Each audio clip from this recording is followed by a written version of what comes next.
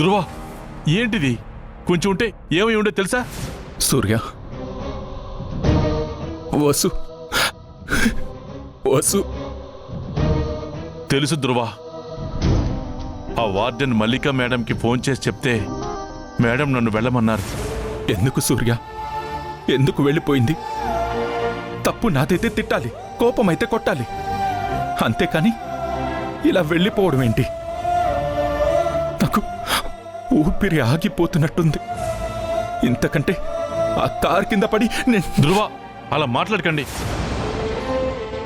చూడండి ధ్రువ, నేను మీలా పెద్ద పెద్ద చదువులు చదువుకోలేదు, కానీ జీవితాన్ని అయితే బాగానే చదివాను. ఆ అనుభవంతోనే ఒక్క మాట చెప్తాను. ఆకాశంలో మేఘం అటు ఇటు కదులుతుంది, కానీ ఆకాశాన్ని వదిలి వెళ్ళిపోదు.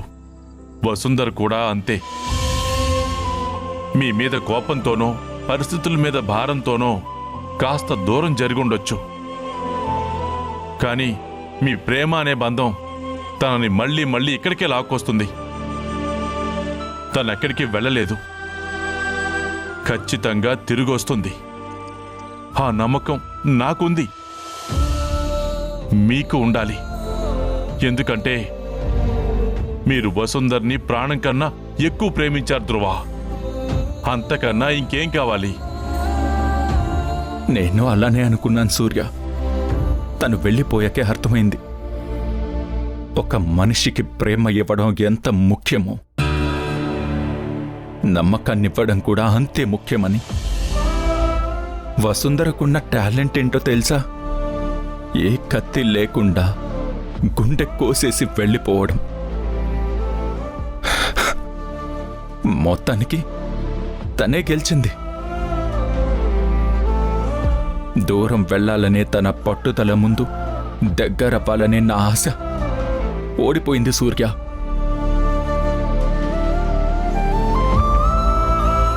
ఈ ఉత్తరం ఇచ్చి వెళ్ళిపోయింది.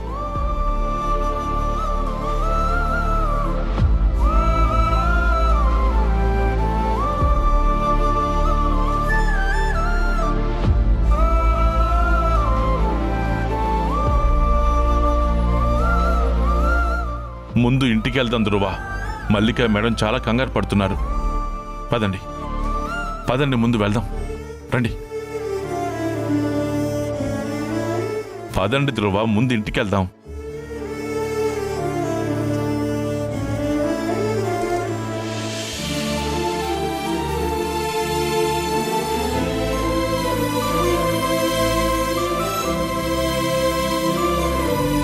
ఇదే మా బామ్మిల్లు వసుంధరా, కానీ ఇక్కడ నీకంత సౌకర్యంగా ఉండకపోవచ్చు.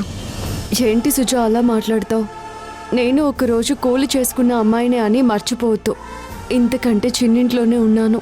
అంత చిన్నింట్లోంచి వచ్చి అమాయకంగా చూస్తూ నిలబడ్డ వసుంధరకి, ఇంత సామ్రాజ్యానికి మహారాణి అయిన వసుంధరకి ఏమీ తేడా లేదు. అప్పుడెంత స్వచ్ఛంగా ఉన్నావో ఇప్పుడు అంతే స్వచ్ఛంగా ఉన్నావు. ఒక మనిషి ఎలాంటి పరిస్థితుల్లోనూ మారకపోవడమే వాళ్ళ నిజమైన వ్యక్తిత్వం అని మా బామ్మ ఎప్పుడూ చెప్తుంది వసు. నీ అభిమానం అలా మాట్లాడేలా చేస్తుంది అంతే సుజా. కానీ ఇలాంటి టైంలో నువ్వే గనుక లేకపోతే అసలు నా పరిస్థితి ఏమయ్యేదో ఏంటో. నీకెలా థ్యాంక్స్ చెప్పాలో కూడా అర్థం కావట్లేదు. ఏంటి వసు, నువ్విక్కడికొచ్చిందే ప్రశాంతంగా ఉండడం కోసం. ఇక్కడికొచ్చాక కూడా మళ్ళీ అదే బాధల్ని తలుచుకుని బాధపడతావేంటి? ముందు లోపలికి పద.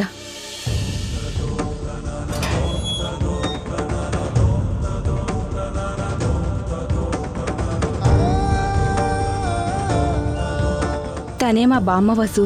నమస్కారం బామ్మ. నమస్కారం అమ్మా. నాకేదైనా కష్టం వచ్చినా మనసు అసలు బాగోకపోయినా నేను పరిగెత్తుకుంటూ వచ్చేది ఇక్కడికే. ఈ గోడల మధ్య ఏదో తెలియని ధైర్యం ఉంటుంది. బామ్మని చూస్తుంటే చాలా ప్రశాంతంగా ఉంది సుజా. మా బామ్మ జీవితం ఓ పెద్ద పోరాటం వసు. ఎన్ని కష్టాలొచ్చినా తలవంచలేదు. ఉన్నంతలో 10 మందికి పెట్టే చెయ్యే తప్ప ఎప్పుడూ ఎవ్వరి ముందు చేయి చాచిన తత్వం తనది కాదు. మా నాన్నమ్మకి స్వయాన అక్కవుతుంది. క్రమశిక్షణలో పాతకాలం మనిషి అయినా ప్రేమ పంచడంలో మాత్రం ఇప్పటికీ చిన్నపిల్లే. తినేనా అమ్మా నువ్వు చెప్పిన వసుంధరా? అవును బామ్మ. లక్షణంగా ఉంది. అయ్యో లేమ్మా. ఉండడానికి నాకు ఆశ్రయం ఇచ్చినందుకు మీకెలా కృతజ్ఞతలు చెప్పుకోవాలో అర్థం కావడం లేదు బామ్మ. బాలే దానివేనమ్మా. మా సుజయ్ ఏమైనా అడిగితే నేను కాదన్నానా? నా ఒంట్లో నలతగా ఉన్నా, కాస్త నీరసంగా ఉన్నా ఫోన్ చేయగానే వాలిపోయేది మా సుజానే. మనిషికి మనిషి సాయం చేయడంలో వింతే ఉంది తల్లి. నేను చెప్పాను కదా బామ్మ వసుంధర గురించి. తాను ఎదుటి వాళ్ళకి చేసే సాయాన్ని గుర్తుపెట్టుకోదు కానీ ఎదుటివాళ్ళు తనకి చేసే సాయాన్ని మాత్రం జీవితాంతం చెప్తూనే ఉంటుంది. అర్థం అవుతుంది. ముందు లోపలికి వెళ్ళండి, ఎండ మండిపోతుంది. అన్నట్టు మజ్జిగ చేసి పెట్టాను, తాగండి. నువ్వు వస్తున్నావనే అన్నం వండడానికి బియ్యం ఏరుతున్నానమ్మా. ఈ లోపల నువ్వు వచ్చేసావు. నేనొచ్చేలోపు బియ్యం పొయ్యి మీద పెట్టేసేయమ్మా. నేను అలా బ్యాంకు వెళ్ళి నా పెన్షన్ డబ్బులు తీసుకుని వస్తాను. అలాగే బామ్మ.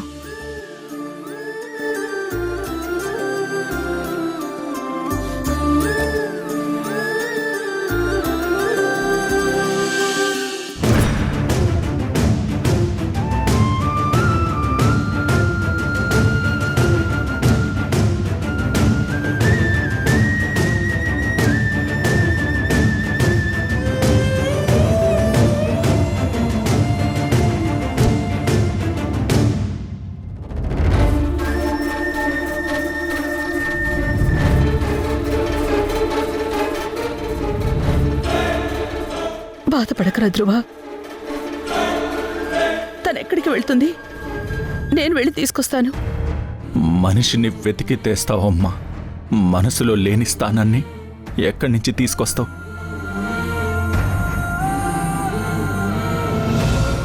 ఆ లెటర్ చూసావా అమ్మా?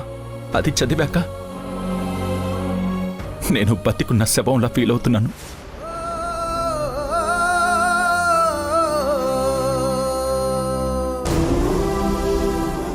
తన మనసులో నాకంటూ ఒక స్థానాన్ని సంపాదించుకోలేకపోయాను. లేక తన జీవితంలో అందరికీ చోటిచ్చాక ఆఖరి వరుసలో నన్ను నిలబెట్టిందో నాకు అర్థం కావడం లేదమ్మా. ధ్రువ, అలా మాట్లాడుకురా. ఇంకెలా మాట్లాడాలో చెప్పమ్మా. ఈ ఇంటికొచ్చిన కొత్తలో నా వల్ల మీకు సమస్య రాకూడదు, వెళ్ళిపోతాను అంది. పాప పుట్టాక పాపకు అన్యాయం జరగకూడదు, వెళ్ళిపోతాను అంది. ఆఖరికి తనకి ఇంట్లో సమస్యలు తప్ప నా ప్రేమ కనిపించడం లేదా అమ్మా? పెళ్ళన్నాక సమస్యలొస్తాయమ్మా. కాని ఆ సమస్యకి పరిష్కారం వెతక్కుండా ఇల్లన్నాక సమస్యలుంటాయి. భార్యాభర్తలన్నాక మనస్పర్ధలు వస్తాయమ్మా. కలిసి మాట్లాడుకుని తేల్చుకోవాలి కాని ఇలా వదిలేసి వెళ్ళిపోవడం కరెక్ట్ కాదమ్మా.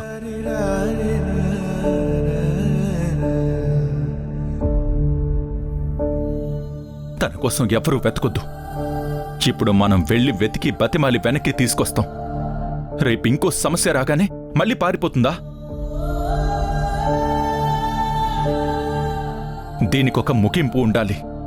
ఏదో ఒక రోజు మనల్ని వదిలి ఉండలేను అని తనకి తనే రియలైజ్ అయ్యి తిరిగొస్తుంది. అప్పటి వరకు నేను వెయిట్ చేస్తాను. అలా ఎలా మాట్లాడుతున్నావురా ధ్రువ? తను బయట ఎక్కడుందో, ఎలా ఉందో? ఇంకేం చేయమంటావమ్మా నన్ను? నా మనసు నిండా తనే ఉన్నప్పుడు తను లేకుండా నేను ఎలా ఉండాలో నాకే అర్థం కావట్లేదమ్మా.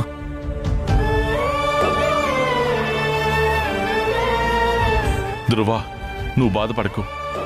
వసుంధర ఎక్కడున్నా నేను వెతికి పట్టుకొస్తాను. ఇది తను తీసుకున్న నిర్ణయం కాదు, ఎవరో తీసుకునేలా చేశారు.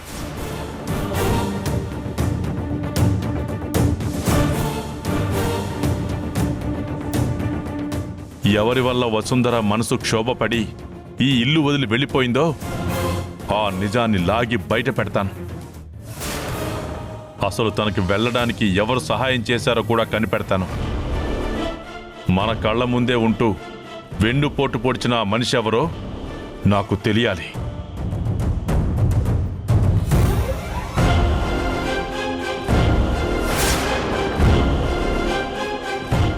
అసలు వసుంధర ఎక్కడికి వెళ్ళుంటుంది? ఎవరి సాయం లేకుండా తనింత ధైర్యం చెయ్యలేదో? దీని వెనక ఉన్న అసలు కర్తెవరో తెలుసుకోవాలి.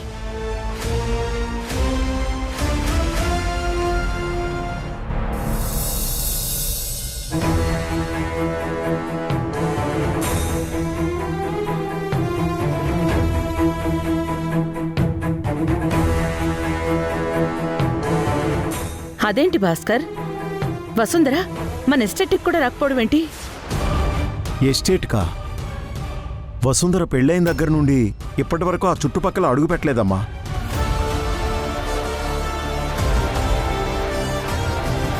అయినా వసుంధర నీకు చెప్పకుండా అక్కడికి ఎందుకు వస్తుంది?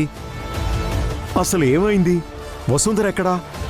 ఏదో చిన్న గొడవ, వెళ్ళిపోయింది. ఎక్కడికి వెళ్ళిందో కూడా తెలీదు. కానీ తనని వెతికి పట్టుకుని మళ్ళీ ఈ గడపలోకి తీసుకొచ్చే బాధ్యత నాది. ఒకవేళ ఎస్టేట్కి మాత్రం వస్తే వెంటనే నాకు ఇన్ఫార్మ్ చేయి. ఎప్పుడు వెళ్ళిపోయిందమ్మా? 10 రోజులవుతోంది. 10 రోజులా? 10 రోజుల నుంచి వసుంధర ఇంట్లో లేదా? మరి మొన్న నేను ఫోన్ చేసినప్పుడు దాస్ ఇంట్లోనే ఉందని చెప్పాడు. దాస్ వసుంధర ఇంట్లో లేదన్న విషయం ఎందుకు దాచాడు? ఏదో తేడా కొడుతోంది. ఇంట్లో మనిషి కనిపించకపోతే కంగారు పడాల్సింది పోయి అబద్ధం చెప్తున్నాడంటే ఏం జరుగుతోంది? అసలు తను ఎక్కడికి వెళ్ళుంటుంది రాజీవ్? ఎస్టేట్ తప్ప తనకి ఇంకేం తెలుసు? ఎక్కడికి వెళ్ళగలుగుతుంది? సూర్య వెతుకుతున్నా ఇంకా ఎందుకేం తెలియడం లేదు. తన పరిస్థితి ఏంటో ఆందోళనగా ఉంది. అందరికీ వెన్నెలను పంచేవాళ్ళు తమ చీకటిని మాత్రం ఎవరికీ కనిపించకుండా దాచుకుంటారేమో కానీ దాన్ని చూసి భయపడరు.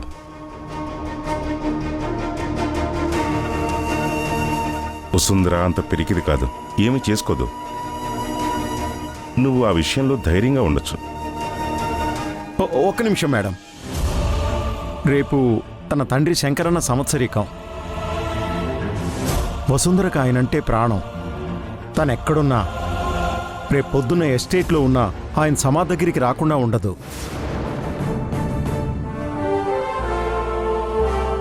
శంకరయ్య సంవత్సరికమా?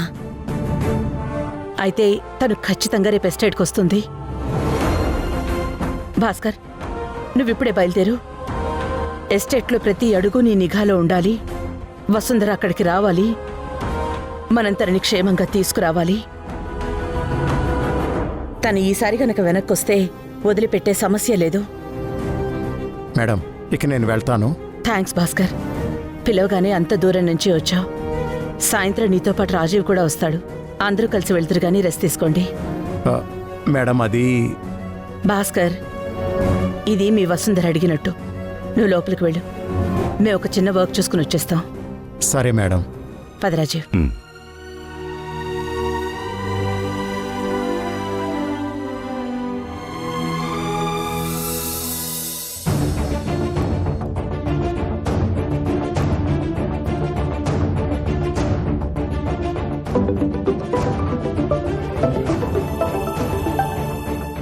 సుజా, చెప్పు. వసుంధర, నేను చెప్పేది జాగ్రత్తగా విను.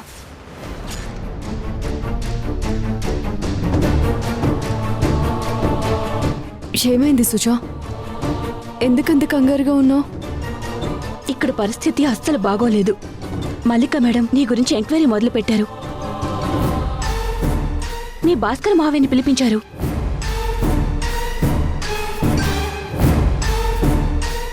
నువ్వెక్కడున్నావో ఆరా తీస్తున్నారు వసుంధరా. దేవుడా, నేను వీళ్ళకి దూరంగా వెళ్ళిపోదామనుకుంటే వీళ్ళేమో నన్ను వెతకడానికి అన్ని ప్రయత్నాలు చేస్తున్నారు. నేను వెంటనే ఇంకొక నిర్ణయం తీసుకోవాలి. వీళ్ళు నా దాకా రావడానికి ఎక్కువ సమయం పట్టదేమో అనిపిస్తుంది. అందుకే బయటకొచ్చి నీకు చెప్తున్నాను. ఎవరికి చెప్తున్నావు సుజా?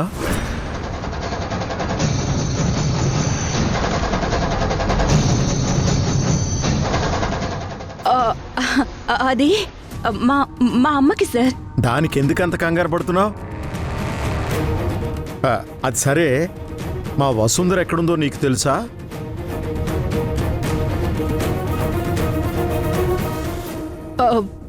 లేదు సార్, వసుంధర ఎక్కడుందో నాకెలా తెలుస్తుంది? నందిత సెట్ అవ్వగానే నువ్వు వెళ్ళిపోయావని చెప్పింది వసుంధర. మళ్ళీ నువ్వు నేను నందితమ్మని చూసి వెళ్దామని వచ్చాను సార్. అమ్మ కొన్ని రోజులు ఇక్కడ ఉండమంటే ఉన్నాను. మా వసుంధర ఎవరికీ ఏం అన్యాయం చేయదమ్మా. నువ్వు వెళ్ళిపోయిన రోజు కూడా ఫోన్ చేసి చాలాసేపు బాధపడింది.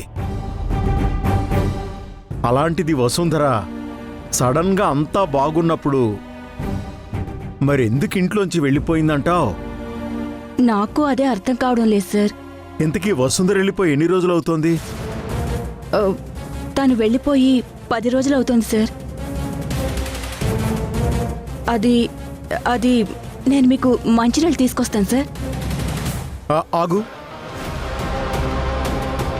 ఏం జరుగుతోందో చెప్పు.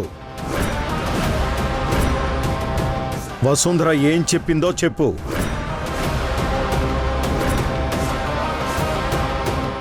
నన్ను బాబాయ్ అని పిలవమంది కదమ్మా, మళ్ళీ సారు ఏంటి?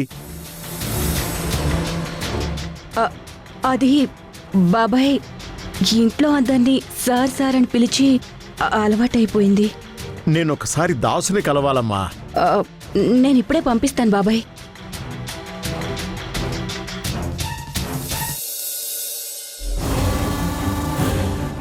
అబ్బా, వీడొచ్చాడేంటి?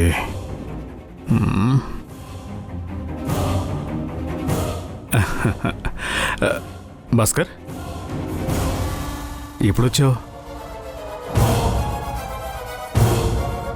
దాసు, అసలు ఏం జరుగుతోంది ఈ ఇంట్లో? వసుంధర ఈ ఇంటిని వదిలి వెళ్ళిపోయేంత గొడవ వచ్చే వరకు నువ్వేం చేస్తున్నావు? భాస్కర్, అది తను నందిత కూతురని చెప్పకుండా దాచింది నువ్వు తన్ని కాపాడతావనే నమ్మకంతోనే. కానీ తను ప్రాణానికి ప్రాణమై ప్రేమించిన ఈ కుటుంబాన్ని వదిలి వెళ్ళిపోవాలన్న నిర్ణయం తీసుకునే వరకు నువ్వేం చేశావు? అసలు తనను వెళ్ళిపోమన్నది ఎవరు? నిజం విని తట్టుకోగలవా భాస్కర్? నేనే ఇంకా షాక్ నుంచి బయటికి రాలేదు. నిజం చెప్పు. తట్టుకోగలనో లేదో తర్వాత చూద్దాం. నందితనే వెళ్ళిపోమంది భాస్కర్. నువ్వు కేవలం ఈ ఇల్లు వదిలి వెళ్ళటం సరిపోదు. ఈ ఇంటి మనుషుల మనసుల్లో నుంచి నీ స్నానాన్ని చెరిపేసుకుని వెళ్ళాలి. మీరా తన కూతురని తెలిసినప్పటి నుంచి ఆ పిచ్చి ప్రేమలో వసుంధరని శత్రువులా చూసింది.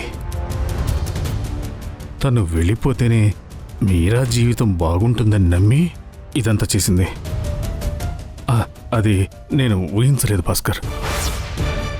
కనీసం నా దాకా వచ్చినా నేనే ఏదో ఒకటి చేసేవాణ్ణి. అంతా అయిపోయాక నీకెలా తెలిసిందో అలానే నాకు తెలిసిందే. నందిత వెళ్ళిపోమ్మందా? నందిత తన కూతురు మీద ద్వేషం పెంచుకుందా?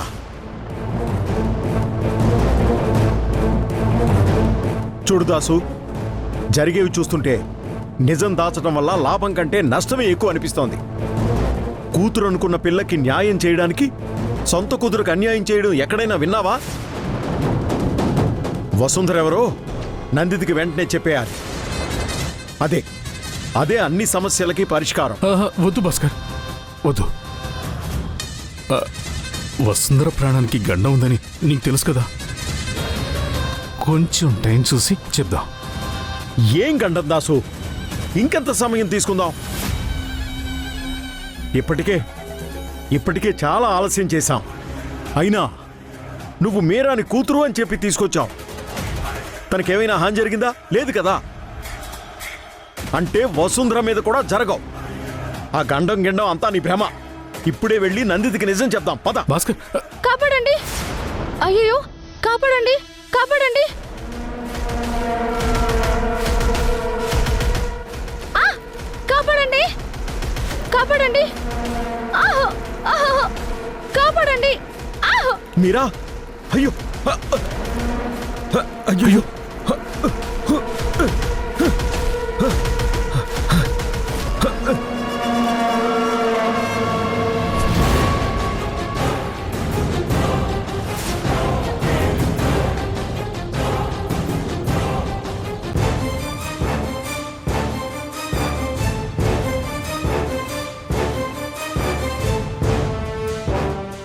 ఈరోజు మా వియ్యంకుడి సంవత్సరికం. ఆయనంటే నా కోడలికి ప్రాణం. అక్క, ఈ చీర నాకు ఇస్తారా? మీకెంత డబ్బు కావాలంటే అంత నేను ఇస్తాను.